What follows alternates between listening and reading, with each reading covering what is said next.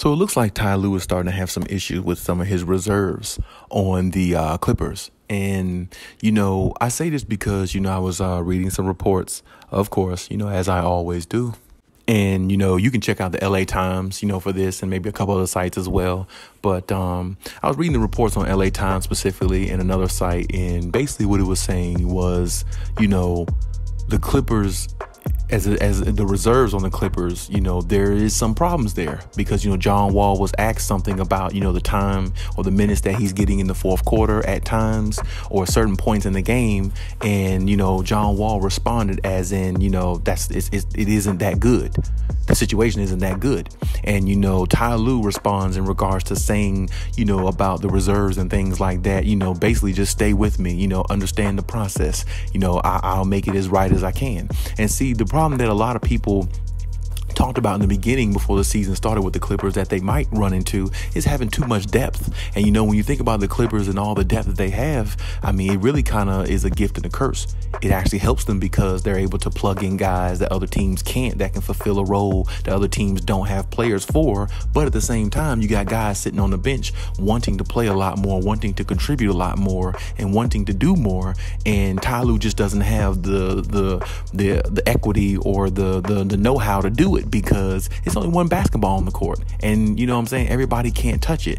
And like I said, I had a problem myself with them sending Brandon Boston to the G League, which I don't think that's helping.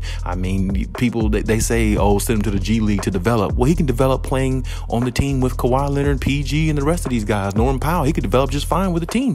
He don't have to develop in the G League. He can develop on the team with these players, the guys that he, put his blood, sweat, and tears in with last year when they had no Kawhi and PG, and he was a part of what they were doing last year, staying afloat and found a way into the play-in tournament. And with these things being said, it's almost as if, it's like these things are not being witnessed. It's like the Clippers can't see that. And it's like, I also heard, like I spoke about a few videos ago, Brandon Boston not showing up to a couple of G League games for undisclosed purposes. Now, usually you never hear about that. A player going to the G League and he's not showing up to games for some reason. It could be something personal. I hope it's not. Hope it's not something really, really bad. But at the same time, it could be for the fact that Brandon Boston just doesn't want to be there because he feel like he should be with the Clippers. He feel like he should be with them. He feel like his learning progress or process would be a lot better learning with better players rather than lower competition where there's nobody sitting in the stands. There's nobody out there but except maybe 100 people combined at a G League game, and you're not getting no notoriety. You're not getting better because you're not playing competition up to the level that you play with in practice against Marcus Morris, against Reggie Jackson, against John Wall, against Kawhi, PG. You're not playing against those type of level of competitive players. So sometimes people play down to their competition.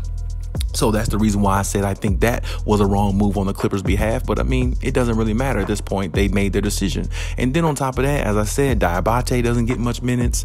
Amir Coffey's starting to see a little bit here and there.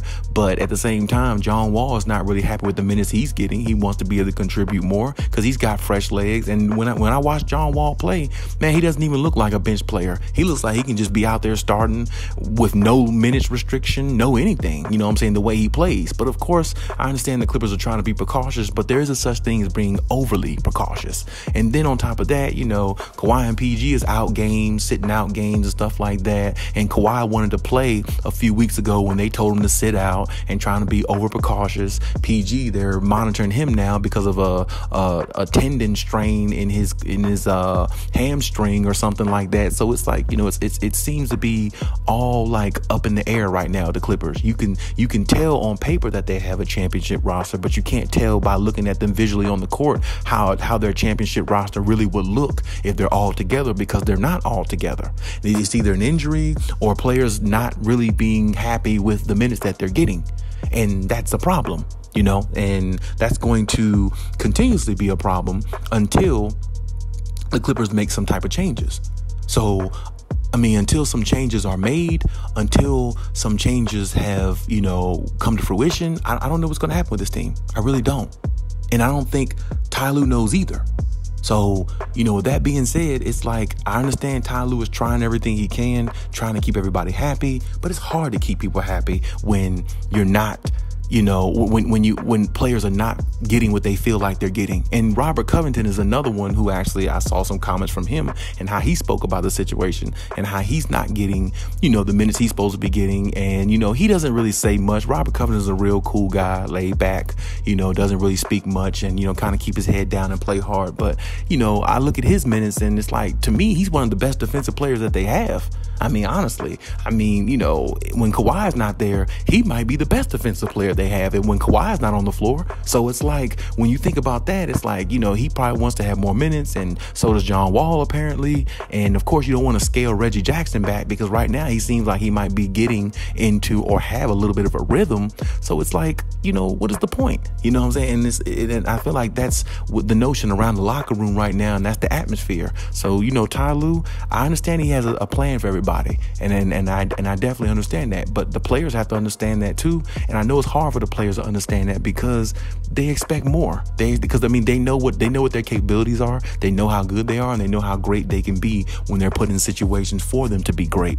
And you know, they're not getting the opportunity in their eyes. And like I said, you know, Ty Lue is running a lot through the starters, putting a lot on the starters, and kind of like keeping. It's almost like he's playing an 8-9 man rotation only, almost as if they're in the playoffs. You see what I'm saying? It seems that way anyway. Not saying it's that way literally. It just seems that way figuratively. So it's like, you know, I knew this problem would come about, but at the same time, it is fixable. It's very fixable. It's just that Ty Lue has to figure out a way to try to make everybody happy. And I know that's going to be hard. I know that's really not possible, but you got to try to figure out a way to do it, you know, through, you know, success, in which a lot of people think the Clippers will have this year. And I believe Ty Lue is saving some of these players really for playoff situations and more dire need situations. And I understand that. And I just think that the players are going to have a hard time understanding that, because they want to contribute and they don't want to be sitting on the sidelines seeing these guys out there and they're not contributing at a high level. Because if Kawhi or PG is out, there's no reason why, you know, Moses Brown shouldn't get more minutes. Diabate, you know what I'm saying? John Wall, you know, not on a minutes restriction and all these things. There's no reason for that. So, it's like, I can understand the frustration of this team, but honestly, it is a good frustration to have, but it can become an overwhelming frustration to have. So I hope that the Clippers figure out a way. I hope that Ty Lue figures out a way to make everything right, because, you know, these lineups and these rotations, you know, sometimes I hear you guys on my channel speak about them. I hear people on my Twitter speak about them, you know, Instagram, you know, everywhere, you know, people personally I know speak about them. So I understand it's an issue, but most people would tell you it's a good problem to have. So I guess they got to just roll with it until they figure out something else. Not unless they're going to trade a couple of pieces and get them out the way to get one major piece in there and maybe, you know, kind of free up some space like that. But see, if you do that, that's a bad thing, because now you're taking away from your depth, which makes you a championship caliber type team. All the pieces that they got on their team make them a championship type team, because they got scoring all over the place, they got defense all over the place, and they got wings. They got some of the best wing defenders in the league on their team. And arguably, a lot of people say, you know, Ty Lue is the best coach in the league. you know what I'm saying, based upon what they saw last year. So if you got all that and all those ingredients, there's no reason why the recipe shouldn't come out to perfection, right? But at the same time, that's not always the case. So we understand that, we get it, but at the same time, you know, it has to be figured out soon, because you don't want a disgruntled locker room, because you're not going to get the best out of your players. You don't want a locker room where it's divided any type of way, because that means the cohesion, the chemistry is not going to build the way it's supposed to. And the fact that Kawhi and PG are missing games now, possibly, and there's no timetable for their return, that definitely doesn't make the situation more feasible for everybody on the team, because the only way they're going to become a championship team is if everybody's out there on the floor building, learning each other, learning where everybody likes the ball, learning the sweet spots. That's the only way you become a dominant championship team. So if that's the case, then, I mean, something has to change with the Clippers. I mean, hopefully, you know, everything changed for the good. Hopefully injuries don't be their demise, but, you know, hopefully, you know, everything works out for the best, because this team is expected to win a championship, and I expect them to do great things just as well. I was one of the ones up on a board saying that this team can win a championship. So, you know, you're going to go through your ebbs and flows and ups and downs of a season. I get that. But hopefully it all gets fixed soon, and hopefully, you know, a lot more better days to come. But hey, that's my take on everything. Leave any comments in the comment section. Check my other videos if you haven't. Also, please like, subscribe, hit the notification bell if you haven't as well. And hey, till next time.